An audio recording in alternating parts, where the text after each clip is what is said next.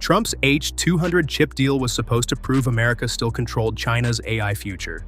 Instead, shipments are barely moving, Beijing is resisting Washington's costly conditions, and Huawei is building the computing ecosystem that could eventually power China's factories, autonomous vehicles, and next-generation EVs. Welcome back to your ultimate pit stop, Piston Pundit. This is no longer just a battle between NVIDIA and Huawei. It is a struggle over who controls the processors, software, data centers, and intelligent vehicles shaping the next industrial era. Here are 5 reasons America's apparent AI chip victory may be accelerating China's technological escape from American control.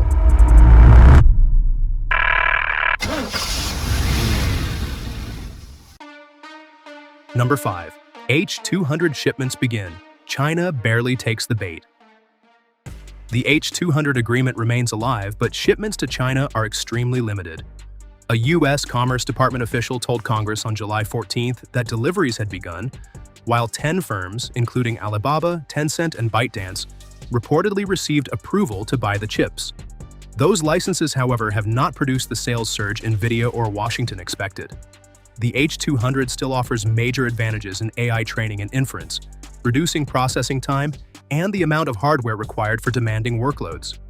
However, Beijing is treating access as a selective exception rather than a return to American dependence. Purchases remain politically sensitive and vulnerable to changing U.S.-China relations. Trump hoped to prove that China still needed American chips on Washington's terms, but only a trickle is arriving as China accelerates investment in alternatives. And that cautious purchasing strategy leads directly to the next issue. Beijing can afford to hesitate because Huawei's alternative is becoming increasingly difficult to dismiss. Number 4. Huawei's Ascend offensive. China builds a rival stack. NVIDIA still leads with stronger hardware, CUDA's mature software ecosystem, and developer loyalty. But Huawei's fallback is becoming an operating strategy. Its Atlas 950 SuperPO D connects thousands of Ascend processors into massive clusters for AI training and inference, using scale, high-speed networking, and optimized software to offset weaker chip-level performance.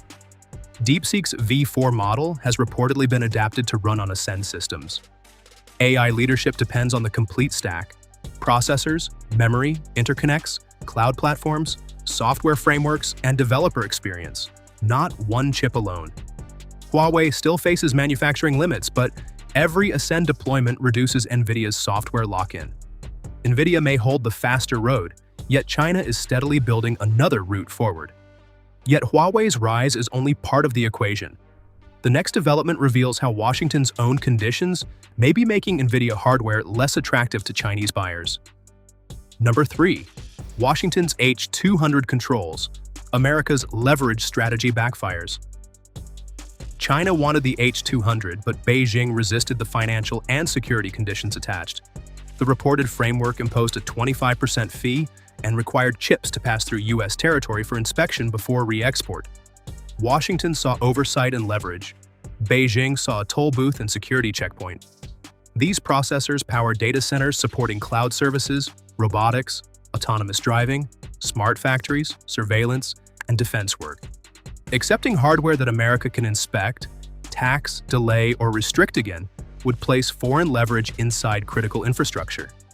The rules raise costs and compliance risks. That creates the central trap. The more control Washington adds, the stronger China's incentive becomes to invest in Huawei and domestic alternatives. Before we examine how Beijing is taking that alternative system onto the global stage, support the channel by hitting the like button and subscribing to Piston Pundit. It helps us bring more automotive, technology, and geopolitical analysis to enthusiasts just like you. Because China is no longer responding to American restrictions only within its own borders, it is now pitching its AI strategy to the rest of the world. Number 2. Shanghai's AI offensive. China challenges Washington's global order. China used Shanghai's World Artificial Intelligence Conference to turn its chip push into a geopolitical campaign. Opening July 17th, the event allowed Beijing to criticize technology restrictions while presenting itself as a champion of broader AI access. Xi Jinping called for international cooperation and warned against concentrating advanced capabilities among wealthy nations. China also promoted partnerships with ASEAN, BRICS, the African Union, Latin America, and the Caribbean. offering training, technical assistance, infrastructure, software, and financing. Huawei's Atlas 950 SuperPO-D became visible proof that China's alternative computing ecosystem is moving from theory into operation. Although the United States still leads in advanced chips, cloud platforms, talent, investment, and developer tools, Beijing is pursuing two goals: reducing NVIDIA dependence and convincing global partners that AI need not rely on Washington. China's global AI ambitions do not stop at diplomacy. They are already reshaping factories, vehicle software, and mobility's future worldwide. Number 1. AI chip war. China's automotive escape gains speed. The NVIDIA-China chip conflict is already reaching the automotive industry. Modern vehicles increasingly function as rolling supercomputers relying on AI for driver assistance, autonomous research, battery management, digital cockpits, mapping, factory robotics, and over-the-air updates. Data center processors training those systems can ultimately shape how cars recognize pedestrians, predict battery wear, control production equipment, and assist with lane changes. If China builds a complete domestic AI stack, automakers such as BYD, Geely, XPeng, and NIO could reduce exposure to U.S. export controls. Some H200 and AMD sales remain permitted, but access is conditional and politically unstable. Because vehicle platforms require years of development, Chinese firms may optimize data centers, software, and engineering talent around Huawei Ascend systems, making dependence on NVIDIA increasingly unnecessary.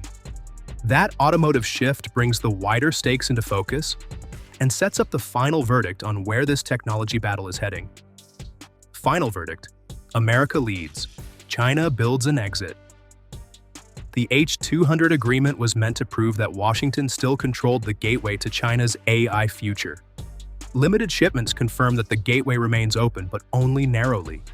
China still values NVIDIA's extraordinary hardware and mature CUDA ecosystem. Yet the commercial opening is smaller, more expensive, and politically riskier than expected.